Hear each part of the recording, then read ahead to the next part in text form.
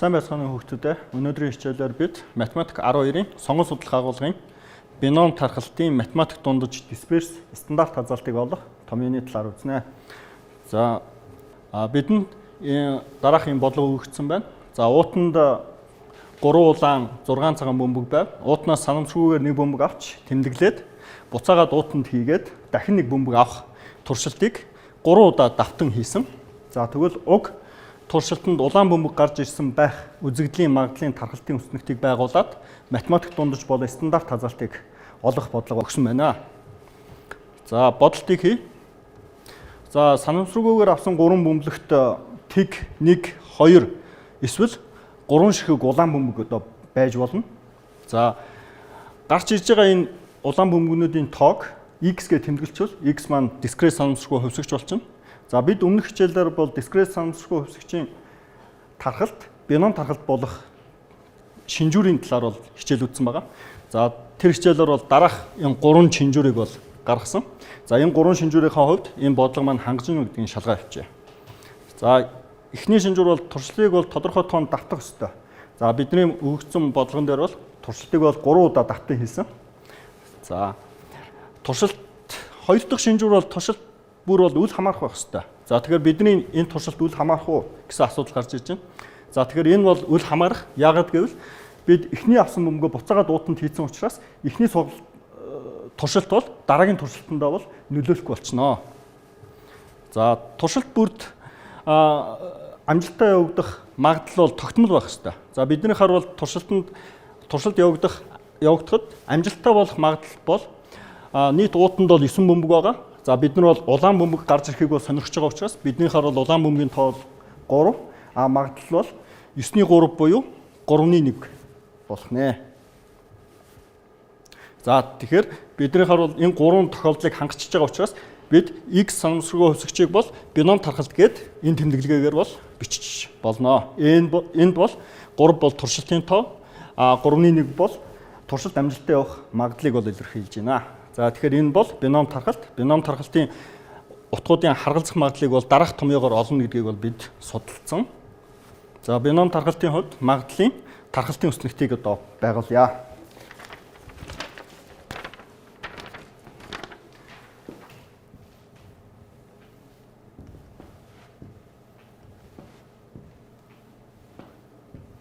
За бид улаан бөмбөгийн тоог бол x-ээр тэмдэглэсэн учраас энэ x. За улаан бөмбөг гарч ирэхгүй буюу тэг, улаан бөмбөг 1 байх, улаан бөмбөг 2 байх, улаан бөмбөг 3 байх үзэгдлүүдийг бол сонирхно.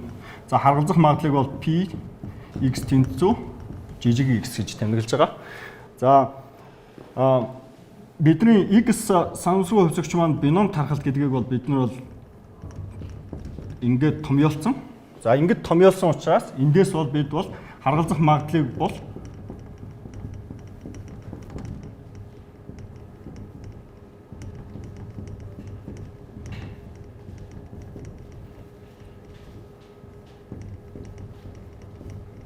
уг томьёогоор олж болно.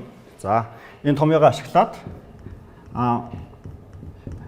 px тэнцүү тэг буюу туршилтанд ганц ч улаан бөмбөг гарч ирэхгүй байх магадлалыг олвол c3-аас тэг үржих нь. За бид нар хоол p гэдэг бол p бол 3-ны 1 байгаа. За 3-ны 1 1-ийн x зэрэг буюу тэг зэрэг үржих нь 3-ны 2-ын n-ээс хасдаг нь x буюу бидний харвал n бол 3, x бол тэг учраас 3-аас тэгийг хасчвал 3 гарна. За хэсэглийн томьёосоор 3-ын багтралыг хуваах нь тэгийн багтрал. За 3-аас хасдаг нь тэгийн багтрал буюу шууд 3-ын багтрал. Үржих нь за ямар ч тооны тэг зэрэг 1 учраас 1 гэвч чинь. За энүүний 3 зэрэг төвшүүлэл хуваарьт 27, хөртвөрт 8. За энд бол 3-ын багтралыг 3-ын багтралд нь хураачи. За тэгийн багтрал бол 1 байдаг. За тэгэхээр энэ үржүүр бол 1 болчлоо. За ямар ч тоог 1-ээр үржсэн. Тэр тоо өөрөө гараад ирэх учраас 27-ны 8. За px тэнцүү 1 буюу туршилтанд 1 улаан бөмбөг гарч ирэх магадлалыг олохдоо c3-аас 1 үржих нь амжилттай болох магадлалын x зэрэг буюу бидний хавьд 1 үржих нь амжилтгүй болох буюу 1-ээс p-г асчвал 3-ны 2 гэж гаргаж байгаа. За 3-ны 2-ын 2 зэрэг. За хэсэглийн томьёосоор 3-ын бактериалыг хуваах нь 1-ийн бактериал. За 3-аас 1-ийг асчвал 2. Тэгэхээр 2-ын бактериалаар үржүүлж нь. За 1 зэрэг байгаа учраас 3-ны 1. За 2 зэрэг байгаа учраас хуваарт 9 хүртвэрт 4. За энд бактериалын чанар ашиглаад хураачвал за энд бол 3 гарна. За тэгэхээр энэ үржүүр бол 3-тай тэнцүү. За 3-ыг 3-ны 1-ээр үржих юм бол энэ хоёр үржүүрийн утга бол 1 болчихно. За ямар ч тоог 1-ээр үржсэн. Тэр тоо өөрөө гараад ирэх учраас за 9-ний 4 гэдэг ингэ очиж гинэ. За px тэнцүү 2 буюу туршилтанд 2 улаан бөмбөг илрэх бол C3-аас 2 3-ны 1-ийн 2 зэрэг үржих нь 3-ны 2-ын 1 зэрэг. За бино хэсэглийнхэн томьёог ашиглачвал 3-ын бактериалыг хуваах нь 2-ын бактериал. За 3-аас 2-ыг асчвал 1-ийн бактериал үржих нь 3-ны 1-ийн 2 зэрэг гэдэг чинь 9-ний 1 гэсэн үг. За 3-ны 2-ын 1 зэрэг бол 3-ны 2 өөрөө гараад ирнэ.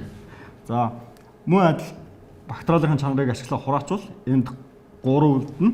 За 3-ыг энэ 3-ны 1-тэй хураачвал бидний харвал энд бол хуваарт 9 хүртвэрт 2 гарах нэ. За px тэнцүү 3 байхад буюу туршилтанд 3-ла улаан байх үзэгдлийн магадлал бол томьёосоор C3-аас 3 үржих нь 3-ны 1-ийн 3 зэрэг 3-ны 2-ын энд бол тэг зэрэг болчихно. Энэс x-ийг хасгаар 3-аас 3-ыг хасгаар тэг үрдэ. За эндээс хэсэглийнхэн томьёог ашиглавал 3-ын бактериалыг хуваах нь 3-ын бактериал 3-аас 3-ыг хасчвал тэг болно. Тэгийн бактериал үржих нь 3-ны 1-ийн 3 зэрэг гэдэг бол 27-ны 1. За ямар ч тооны тэг зэрэг нэгтэй тэнцүү. За энд 2 хураагдчихна. За хүртвэрт 1, хуваарт тэгийн бактериал гэдэг бол 1 учраас энэ бол 1 гарчихна. За эндээс үржүүр бол 27-ны 1 байна. За ингээд бид харгалзах утгуудынхаа магадлалуудыг олцсон. За энэ хүснэгтэй гүйцээгээд бөглөөд өччихье.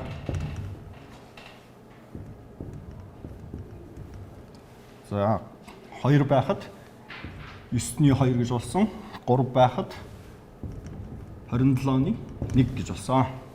За харгалзах магадлалуудыг бол ингэ олчиж байна. За хүснэгтийг бол байгуулчлаа. Одоо математик дунджийг олох ёстой. За математик дунджийг бол бид нар өмнөх хичээлээр бол EX гэж тэмдэглэж сурсан. За математик дунджийг олохдоо харгалзах утгыг харгалзах магадлалуудаар нь үржүүлээд хооронд нь нэмэх ёстой. За тэгвэл тэгт харгалзах магадлал бол 27-ны 8 үржих нь. Нэгд харгалзах магадлал бол 9-ний 4 нэмэх нь. Нэгд харгалзах магадлал бол 9-ний 2. Гуравт харгалзах магадлал бол 27-ны 1. За эхний нэмэгдэхүүн бол шууд тэг. За хоёр дахь нэмэгдэхүүнийг бодвол 9-ний 4. За 3 дахь нэмэгдэхүүний хувьд бол 9-ний 4 мөн адил. 3 дахь нэмэгдэхүүний хувьд за 3-ыг 27-той хураачвал энд 9 болно. Эндээс 9-ний 1 юм байна. За эндээс 9-ний 9 буюу математик дунд чинь 1 гарах нэ. За хамгийн сүүлийн асуулт бол стандарт хазаалтыг олох гэсэн. За стандарт хазаалтыг олохын тулд эхлээд дисперсийг олох хэрэгтэй. За бид нар дисперсийг бол var x гэж тэмдэглэсэн. За олох томьёо бол сигма харгалзах утгуудын квадратыг түүнийхэн магадлалаар үржүүлсэн нийлбэрээс архимед математик дунджаа бол харж өгөх хэрэгтэй. Ийм томьёог бодох хэрэгтэй. За энэ томьёомдоо орлуулаа бодчихвол За x-ийн квадрат гэхээр энэ утгуудын бол квадрат зэрэг дэвшүүлээд доор харгалзах магадлалуудаар нь үржүүлж явах нэ. За тэгэхээр тгийн квадрат бол тэг байгаа. За шууд биччихье. Үржих нь 27-ны 8 нэмэх нь 1-ийн квадрат бол 1. 1-ийн квадрат бол 1. За 9-ний 4. 2-ын квадрат бол 4. Шууд 4 гэвчихье. 9-ний 2-оор үржүүлнэ. Үржих нь 3-ын квадрат бол 9. Үржих нь 27-ны 1. За энэ нийлбэрээс математик дунджийг энд бол квадрат. За математик дунджийн квадратыг буюу биднийхээ бол математик дундаж гэдэг бол 1 гарсан. За тэгэхээр 1-ийн квадратыг хасна. 1-ийн квадрат бол 1 байгаа. За энэ нэмэгдэхүүнийг бодвол за эхний нэмэгдэхүүн бол тэг гарна. Энд бол 9-ний 4 гарна. За энэ 9-ний 8 гарна. За энэнийг бол бид нар хялбарчлаад 9-ний 3 гэж бичиж болно. Бүгдийг 9 хуваартай байдлаар сэтгэж тэгвэл. Тэгвэл хуваарт бол 9. За энд бол хөртөрт бол 4 байгаа. Энд хөртөрт 8 байгаа. Энд хөртөрт 3 байгаа. Эдгээрийн нийлбэр бол за шууд 15 гарах нэ. 9-ний 15-аас нэг бүхлийг хасна гэхээр энэ бол 9-ний 6 гарах нэ. За энд стандарт хазаалтаа олчих. За стандарт хазаалтыг олохдоо variances арифметик язгуур авах хэрэгтэй. За эндээс бид нар бол var x-ээ бол 9-ний 6 гэж олсон учраас 9-ний 6. За энэ нэг ойролцоогоор бодвол тэг 100-ны 82 гарах нэ. За бид өмнөх хичээлүүдээр бином тархалт үед түүний харгалзах утгуудын харгалзах магадлалыг бол ийм хялбар томьёогоор олж исэн. За үүний адилаар өгөгдсөн дискрет санамсаргүй өвчгчийн тархалт маань бином байх юм бол математик дунджийг хялбархан томьёогоор олох тийм аргачлалын талаар үзье. За бид дискрет санамсаргүй өвчгчийн тархалт дээр бол математик дунджийг олохдоо энэ томьёог бол ашиглаж исэн. За бидний одоо авж байгаа нөхцөлийн хувьд px тэнцүү x байх магадлал бол за энэ томьёогоор илэрхийлэгдэж байгаа учраас энэ томьёоны хооронд орлуулад биччихье. За энд нэг зүйлийг ажиглах хэрэгтэй. Энд x-ийн утга тэг байсан бол энд бол 1 болсон байна. Энд ямар асуудал гарч ийнэ гэхээр x тэггээ ороод ирэх юм бол энэ эхний нийлбэр бол тэр чигээр тэг болчихно. Өөрөөр хэлбэл тэгийг ямар ч тогтмол тоогоор үржүүл тэг гардаг учраас бид нар энэ тэг гэдэг индексийг 1-ээс эхлүүлээд явуулчих болно гэсэн үг. За тэгээд хэсэглийнхаа томьёо 9-оор за n-ээс x-ийг сонгох боломжийн тоо гэдэг бол ингэж олдох ёстой. n-ийн багтралыг хуваах нь x-ийн багтрал үржих нь n-ээс хасдаг x-ийн багтрал гэсэн томьёогоор олно. За энэ n-ийн багтрал гэдгийг n-ийг үржих нь n-ээс хасах нь 1-ийн багтрал гэд задлчих болно. За энэ задаргааг n-ийн багтрал болон энэ хуваарт байгаа x-ийн багтрал дээр ашиглавчвал ийм болчихно. За энд нэг зүйлийг анхаараарай. P-ийн x гэдгийг a-гийн n зэрэг гэдэг бол a-г үржих нь n-ээс хасах нь 1 гэж томьёолж болох учраас яг үүнтэй адилханаар p-г үржих нь p-гийн x-ээс хасах нь 1 зэрэг гэд тодорхойлчих. За одоо x-ийг x-тэй хураачч болно. Яг гэвэл энэ бол дан тогтмол тоонууд тэгээс ялгаатай тогтмол тоонууд байх учраас шууд хурааж болно. За энд NP гэсэн үржирийг бол хаалтны өмнө бол гаргацсан байна. NP гэсэн үржирийг бол хаалтны өмнө гаргасан байна. За NP гэдэг тоо бол энд бол тогтмол тоо байдлаар явж байгаа. Бүх нэмэгдэхүүнд ерөнхий байгаа учраас ерөнхий үржигдэхүүнийг бол хаалтнаас гаргаж болдог учраас NP-г сигма тэмдгийн өмнө бол ингээ гаргаа биччихье. За одоо энэ бичгэлэг дээр нэг юм хялбар орлуулгыг хий. За n-ээс хасах нь 1-ийг m, x-ээс хасах нь 1-ийг y-г орлуулчих. За тэгэх юм бол n-ээс x-ийг хасах энэ ялгуур маань энэ орлуулга ёсоор n-ээс хасдаг нь 1-ээс хасдаг нь x-ээс хасдаг нь 1 буюу орлуулгаар n-ээс хасах нь 1 гэдгийг бид нар m, x-ээс хасах нь 1 гэдгийг y-г орлуулсан учраас m-ээс хасах нь y болчихно. Дахиад хэрвээ энэ индекс маань x маань 1 гээ ороод ирэх юм бол энэ орлуулгасаар y бол тэг болох хэвээр. Y бол тэг болох хэвээр. А x маань n гэд буюу хамгийн сүүлийн утга дээр хүрээд ирэхэд y маань x-ийн утганд n гэхээр n-ээс хасах нь 1 болчихно. А n-ээс хасах нь 1 гэдгийг бид нэр m гэж орлуулсан. За энэ орлуулгуудыг томьёон дээр орлуулчвал за x тэнцүү 1 гэдэг бол y 0 байх, y тэнцүү 0 байх хэвээр. А x n байхад бол бид нэр m гэдгийг бол харсан. За тэгээд x-ээс хасах нь 1-ийг y гэж орлуулсан, n-ээс хасах нь 1-ийг m гэж орлуулсан. За энэ орлуулгуудыг ингээд хийчихвэл ийм томьёолоо шилжихнэ. За энэ нэг бол хэсэглэлийнхаа томьёо ёсоор C, M-с Y-ийг сонгож авсан хэсэглэлгээ биччихвэл за энэ томьёо бол биднэрт бол томьёог сайн ажиглавал за энэ бином задаргааны томьёо байна. Энд бол P-г A гэж орлуулчихвал A гэж орлуулад X-ээс хасдаг P гэдгийг B гэж орлуулвал ерөнхийдөө энэ томьёотой бол томьёо бол харагдаж байна. За тэгвэл энэ томьёогоо нөгөө тийш нь буцаагаад бид ийм олон гишүүнтийн зэрэг хэлбэрээр бол ингээд бичих болно. За энэ том хаалтны дотор байгаа үйлдэлийг гүйцэтгэвэл за энэ нэмэх хаалт задлахаар хаалтан дотор тэмдгүүд бол бүгд хэвээрээ P дээр нэмэх нь 1 хасах нь P болчихно. P-гээс P хасчвал 1 болчихно. За ямар n-ийн 1 тооны ямар ч зэрэг бол 1 гарах учраас 1-ийн m зэрэг болоод 1 гэсэн үг. За тэгэхээр бидний томьёо бол ийм болох нэ. За эндээс харуул ийм олон үржүүрүүдийн нийлбэрийг бодох шаардлагагүйгээр бином тархал гэд таньсан тохиолдолд математик дунджийг шууд энэ хэлбэр томьёогоор бол олчиж болох нэ цаашд.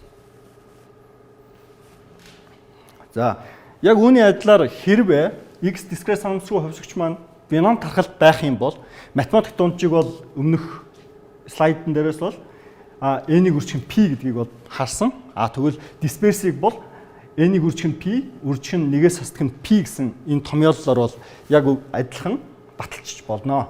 За эндээс стандарт хазаалт бол variance-аас арифметик язгуур авсан байх ёстой. За эндээс бол ийм томьёо болох нэ. За бином тархалт гэдгийг бол бид мэдсэн тохиолдолд бол энэ гурван томьёог ашиглаад математик дундаж дисперс стандарт хазаалт гэдгүүдийг бол хялбархан олчиж болох нэ. Хамгийн ихэнд авсан жишээг бодлогыг дахин авч үзье. За энэ бодлогын хувьд бол бид нар математик дундажлын стандарт хазаалтыг олохдоо за тархалтын магадлалын хүснэгтийг байгуулад харгалзах утгуудын магадлалыг нь энэ томьёо ёсоор ингэж олоод дараа нь математик дунджийнхаа томьёо ёсоор харгалзах утгуудыг харгалзах магадлалуудаар нь үржүүлээд нэмээд хариуг нь олж исэн. Мөн variance-ийг бас яг ийм байдлаар ингэж олж исэн бол за одоо энэ томьёогоо ашиглаад олъё. За бид бол энэ нэг бол бином тархалт гэдгийг бол нотолцсон. За тэгэхээр бид бол x гэж санамсруу хувьсгчаа x гэвэл за x маань бином тархалт туршилтын тоо бол n амжилттай болох магадлал бол 3-1 байгаа. За эндээс харах юм бол шууд томьёо ёсоор математик дундаж гэдэг бол n-ийг үржих нь p байх ёстой. Биднийхээр бол n бол 3, p бол 3-1 байгаа. Эндээс 1 буюу бидний өмнө олсон энэ хариутай бол яг адилхан гарч байна. За variance disperse буюу var x-ийг олохдоо энд муу адилхан юм урт томьёогоор олж исэн бол энэ томьёогоо ашиглаад хэлбэрхээ олчвол за n-ийг үржих нь p, 1-ээс хасдаг нь p буюу n бол 3, p бол 3-1, 1-ээс p-г хасчвал 3-2 буюу за 3-ыг 3-1-тэй үржүүлчихвэл энэ бол 1 бүхэл. За ямар ч тоог нэгээр үржүүл өөрөө гараад ирнэ. Эндээс 3-2. За бидний хорол variance-ийг бол 9-6 буюу энэ нэг хураачвал 3-2 гарна. За стандарт хазаалтыг бол disperse-с арифметик язгуур авах хэрэгтэй. За эндээс бол ийм томьёолоор олдох нь байна. За энэ үнийг бид бол ойролцоогоор 0.82 гэдгийг бол харсан. Стандарт хазаалтыг олохдоо бид нар бол энэ томьёогоо ашиглаад variance-с арифметик язгуур аваад бодвол 3-2-оос арифметик язгуур аваад яг үнэтэй адилханаар тэг 182 гарах нэ. За эндээс ерөнхий дүгнэлт хийвэл за бид нар хэрвээ бодлогоо уншаад энэ бодлого маань бином тархалтын нөхцөлийг хангаж чадчих юм бол эдгээр олон утгуудыг олохгүйгээр шууд энэ 3 томьёог ашиглаад энэ харгалзах утгуудыг бол бодоод олчиж болох нэ. За өнөөдрийнхөө хичээлийг ингээд дуусгая. За гэрийн даалгаварт дараах 3 бодлогыг бодоод асууж тодруулах зүйл байвал багштай хандан асууж лавж бодоорой. Та бүхэндээ сурлагын өндөр амжилтыг хүсье.